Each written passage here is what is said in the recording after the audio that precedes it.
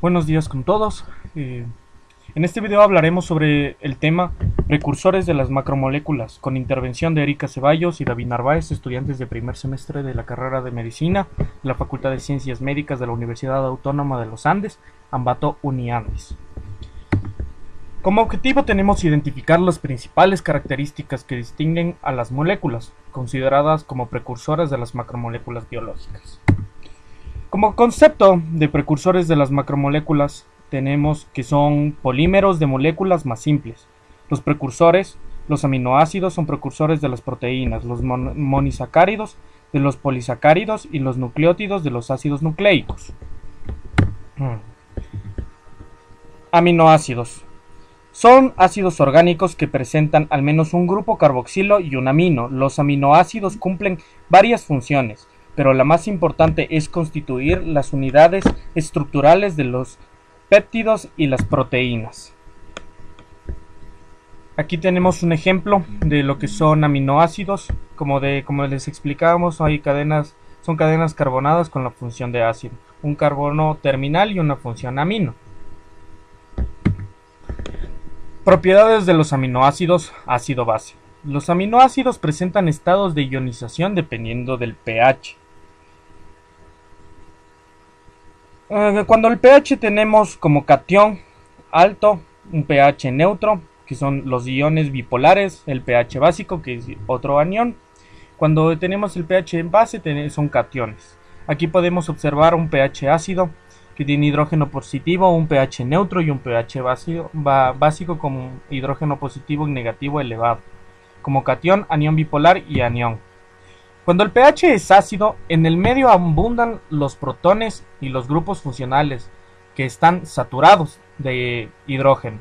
La carga del aminoácido, sin tener en cuenta el radical, es positivo, como por ejemplo en el que estamos especificando con un pH ácido, hidrógeno positivo elevado, tenemos como cation, doblemente positivo.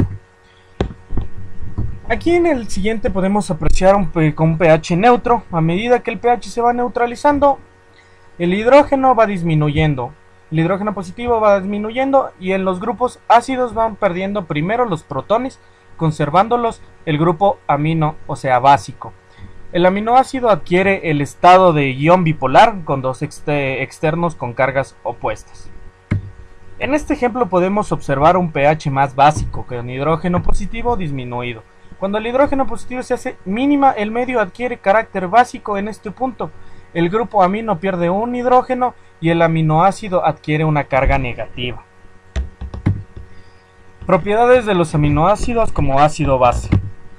Los aminoácidos tienen una serie de propiedades físico-químicas derivadas de su carácter molecular en carga. Solubilidad alta en disolventes polares, puntos de fusión elevados, ya que las atracciones iónicas fuertes hacen que tiendan a cristalizarse. Todos los aminoácidos menos uno presentan al menos el carbono asimétrico con los que existen isómeros ópticos.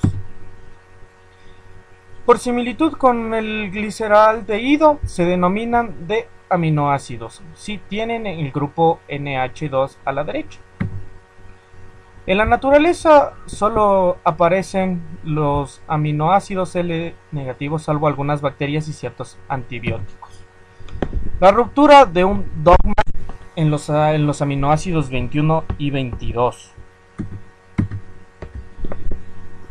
Dogma es el código genético, no tiene sinónimos. Cada codón informa para un aminoácido. El código genético es universal, todos los seres vivos tienen el mismo código. Y como último punto, solo existen 20 aminoácidos naturales.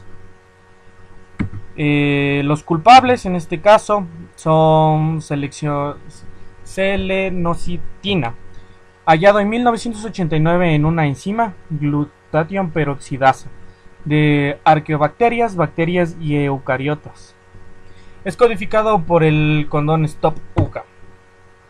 Los pirrolizana, hallado en el 2002 en una enzima de una arqueobacteria intestinal matogénica. No forman parte de las proteínas como aminoácidos no proteínicos, sino que aparecen solubles como intermediarios metabólicos o forman parte de las paredes bacterianas. Son alfa, beta o aminoácidos alfa y forman D o L en D alfa o D C. Derivados de los aminoácidos tenemos como uno de los muchos derivados de los aminoácidos a la arginina, que son factores de crecimiento de muchos microorganismos y estabilizan las estructuras de los ribosomas, virus y ADN en muchos organismos. Tenemos otro de los derivados que es la de la glicina. La creatinina, que tiene funciones de almacenamiento de fosfatos energéticos, ácido glicólico y taurólico, son sales bilares, emulsión que cumplen como función emulsión de las grasas. Otro de los derivados de los aminoácidos tenemos a la histidina. La histamina, como dentro de los histidina, tenemos a la histamina, que es un vasodilatador, neurotransmisor cerebral vinculado a las emociones. Otro de los derivados de los aminoácidos podemos encontrar a la tirosina, que dentro de la tirosina está la levodopa. La levorgina es el principal medicamento en el tratamiento del Parkinson, una enfermedad en la que se produce una degeneración de la sustancia negra cerebral que produce dopamina y que se encarga del control y coordinación del movimiento, del tono muscular de la postura. Se usa en lugar de la dopamina al ser un precursor de aquella que pueden atravesar la barrera hematoencefálica. Otro de los derivados de aminoácidos dentro de la tirosina tenemos a la dopamina. Es un neurotransmisor cerebral relacionado con la enfermedad de Parkinson y la esquizofrenia. La presencia de dopamina es esencial para que los movimientos se realicen de forma efectiva y armónica. De ahí los síntomas del Parkinson. En la esquizofrenia, una de las posibles causas es el exceso de actividad dopaminérgica en el cerebro. Como otro de los derivados de la tirosina dentro de los derivados de los aminoácidos tenemos a la noradrenalina o norepinefrina. Es un neurotransmisor del sistema nervioso simpático relacionado con las respuestas a situaciones de alerta, aceleración del ritmo cardíaco, broncodilatación y subida de la tensión arterial. Es muy utilizado básicamente en las unidades de cuidados intensivos, hablando de un estado de shock. Dentro de otros derivados de la tirosina, dentro de los aminoácidos tenemos a la adrenalina o epinefrina. Es una hormona de la corteza suprarrenal preparatoria ante situaciones de estrés, inductora de las mismas respuestas que la noradrenalina. Otro de son los alucinógenos o drogas psicodélicas derivadas de la mescalina. La mescalina es un alcaloide natural extraído del cactus peyote. Otro de los derivados de la tirosina dentro de aminoácidos son los opioácidos, la morfina y la heroína. La morfina es un alcaloide aislada de la adormidera.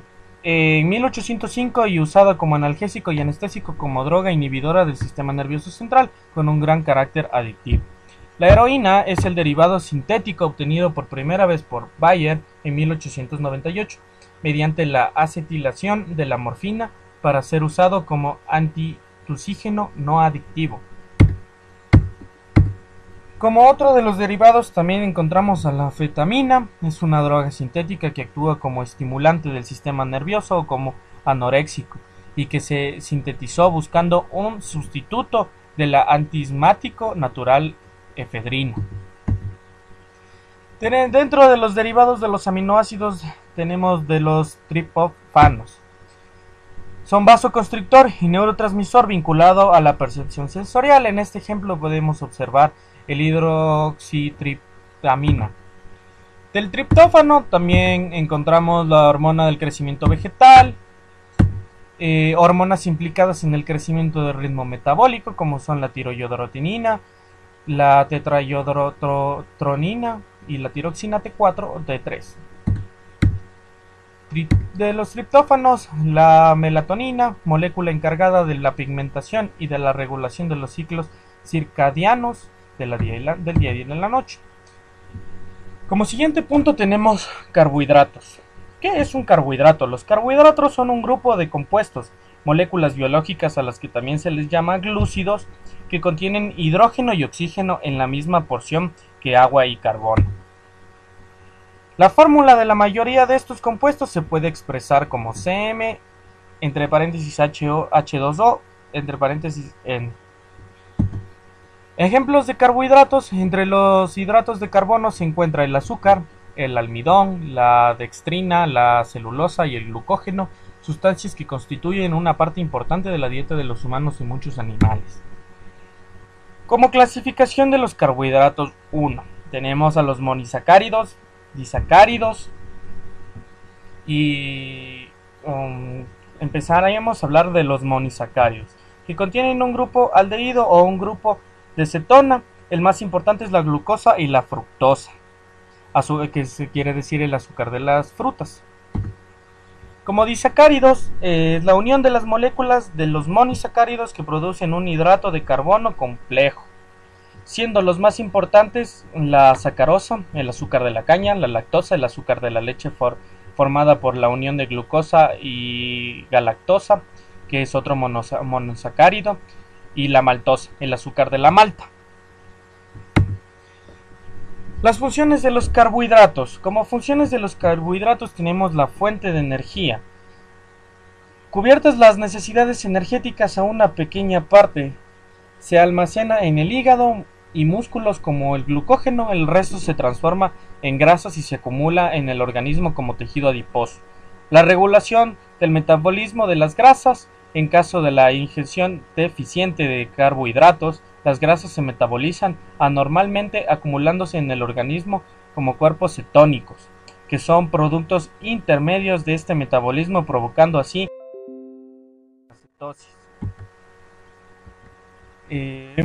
Tenemos también como ahorro de proteínas. Si el aporte de los carbohidratos es insuficiente, se utilizan las proteínas para fines energéticos, relajando su función plasmática. Para almacenar la energía, las plantas usan almidón y los animales glucógeno, como cuando se necesita la energía en las enzimas descomponen los hidratos de carbono. Vamos a hablar ahora sobre los nucleótidos. Los nucleótidos son moléculas orgánicas formadas por la unión covalente de un monosacárido de 5 carbonos, como la pentosa, y una base nitrogenada de un grupo fosfato. El nucleósido es la parte del nucleótido formada únicamente por la base nitrogenada y la pentosa, como podemos observar en estos ejemplos, como la ribosa, el ácido fosfórico y la desoxirribosa.